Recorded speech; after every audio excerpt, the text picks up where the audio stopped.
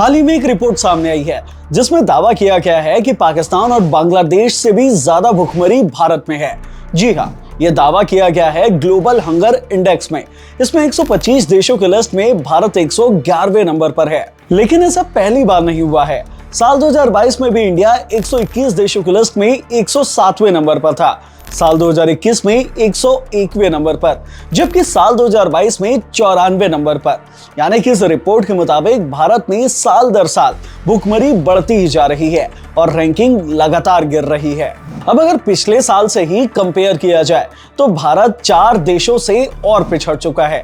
ऐसे में जानना बेहद जरूरी है कि कैसे महंगाई और गरीबी, साथ ही गिरी हुई इकोनॉमी वाले पाकिस्तान और श्रीलंका जैसे देशों में भुखमरी भारत से कम है, और आखिरकार इस ग्लोबल हंगर इंडेक्स को मापने का पैमाना क्या है। सबसे पहले बताते हैं कि ग्लोबल हंगर इंडेक्स होता क्या है। देखिए, इसके जरिए दुनिया भर के देशों में कितनी भूखमरी है उसे 3 क्राइटेरिया के हिसाब से मापा जाता है। पहला क्राइटेरिया होता है कि बच्चों की उम्र के हिसाब से उनकी औसत हाइट कितनी है।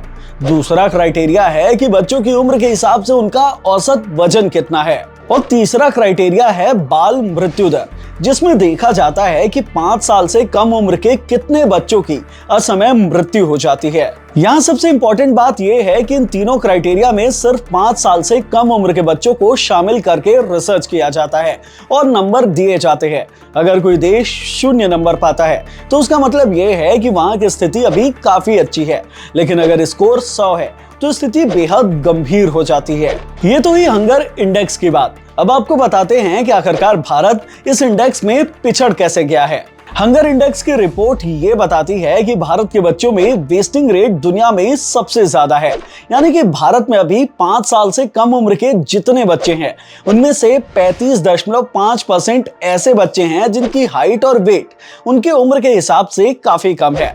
रिपोर्ट ये भी बताती है कि भारत की 16.6% आबादी कुपोषित है और 3.1% बाल मृत्यु दर है यहाँ पे। यानी कि अगर भारत में 1000 बच्चे पैदा हो रहे हैं तो उनमें से औसतन 31 बच्चे 5 साल भी नहीं जी पाते हैं। लेकिन भारत सरकार इन हंगर इंडेक्स की रिपोर्ट को गलत मानती है और कहती है कि इसे मापने के जो क्राइटेरियाज हैं वो सही नहीं है। महिला बाल विकास मंत्रालय का ये कहना है, इस रिसर्च के लिए जो 3 पैमाने हैं वो सिर्फ 5 साल से छोटे बच्चों की हेल्थ को मेजर करते हैं और उसी के हिसाब से रेटिंग देते हैं। ये पूरे भारत की आबादी की तस्वीर नहीं बताते। वही कुपोषण का अनुमान पोल के जरिए किया जाता है, जिसमें सिर्फ 3000 लोगों ने हिस्सा लिया था। भारत सरकार इससे पहले भी हंगर इंडेक्स की जारी की गई रेटिंग्स को मानने से मना कर चुकी है, लेकिन दुनिया भर में इस रेटिंग्स को सही माना जाता है और इसी की रिपोर्ट के अकॉर्डिंगली काम किए जाते हैं।